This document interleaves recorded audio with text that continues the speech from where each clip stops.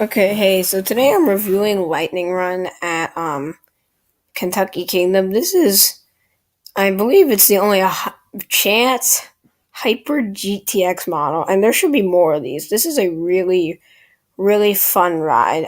It's not perfect, but it's really good, and this is going to be the first review where I give a ride like a final score.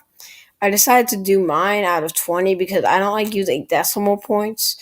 They're just more confusing. I mean, they're not confusing. They're more confusing than using real numbers. So, yeah, let's get right into this review.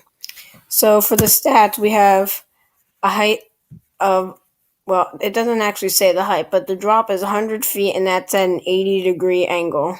So it's a really steep drop. I actually really like the drop on this ride. You kind of get whipped over it for a second. It's not a long drop at all, but it's certainly fun, and it has a speed of 55 miles an hour, and that's pretty fast for the height, to be honest. It's just that the steepness helps that speed quite a bit. It has 2,500 feet of track. That's not the longest, but it's definitely not a short ride at all. Just it's not going that fast through it, so it actually feels like a decently long ride, which I like about it. It definitely doesn't feel like a short ride. 2 minutes ride duration, that's pretty good. And since the lift hill is short, a lot of that time is actually spent on the ride, which is good.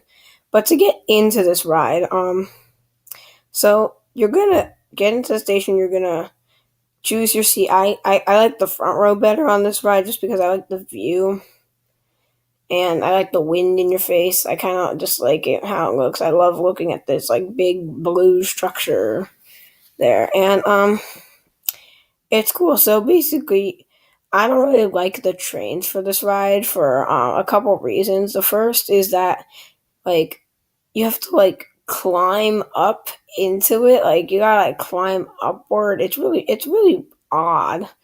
I didn't really like that about it. Like you gotta like it's so weird. You gotta like climb over the train if you want to put your bag in a bin or something like that. I mean, it's good that they have bins. It's just kind of odd. Another thing I don't really like is the trains themselves. The trains, I mean, one they're compact, which is like yeah. But another thing I don't like is the restraints. The restraints are really they're not bad. They're just odd.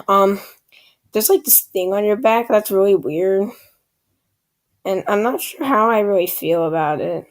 It's just weird.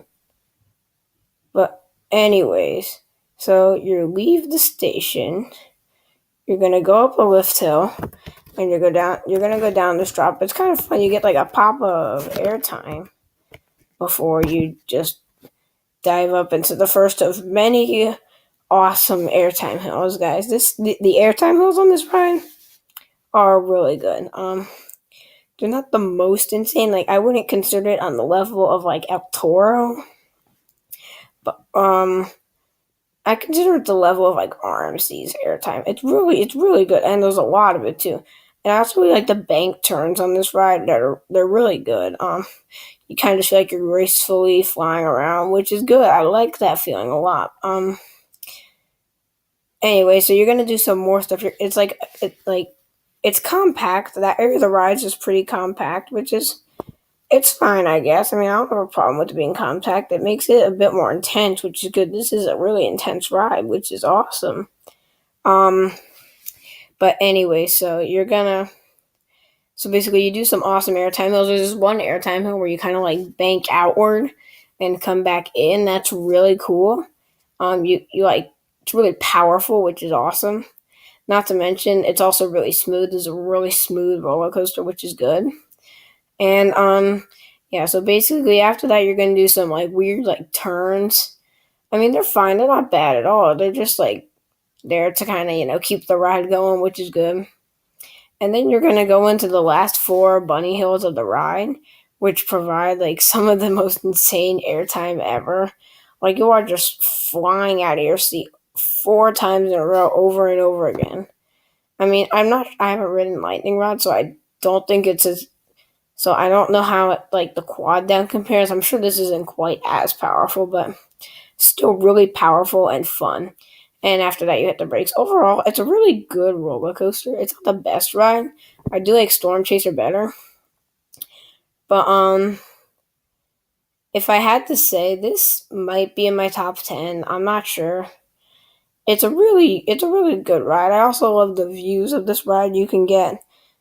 It's really cool, and also it's right by an airport, which is weird. Like when I first got into the parking lot of Kentucky Kingdom, I was like, "Oh my gosh, there's so many cars!" And it was like, "No, that's for the airport." And we're just like, "Oh, perfect." And yeah, and if there's one more thing I don't like, it's the operations on this ride. I mean, it's not the employees' fault. It's just like they're not always running two trains. And when I went, they were running only one train, which kind of stunk. But that's okay. I mean, it's not. You can't always do much about that because yeah. And yeah. So I'm gonna give this ride a score out of 20 now. Um, yeah. So here it is. My score for Lightning Run is an 18. The reason for this is that I would had the mindset that I was going in and this was going to be better than Storm Chaser because I love ejector airtime. And being someone who loves ejector airtime, I thought this was going to be like my new top 5 or something like that. And I mean, I was a little disappointed wasn't, but that's okay. I mean, I really shouldn't have gone in with the mindset that it was going to be insane because like a lot of people say it's overrated, some people say it's underrated, which is fine. Um, but I just prefer like Storm Chaser airtime or El Toro airtime. But that doesn't stop this from being a bad ride. So, anyways, thanks for watching, guys. Subscribe for more content about roller coasters, and I'll see you later.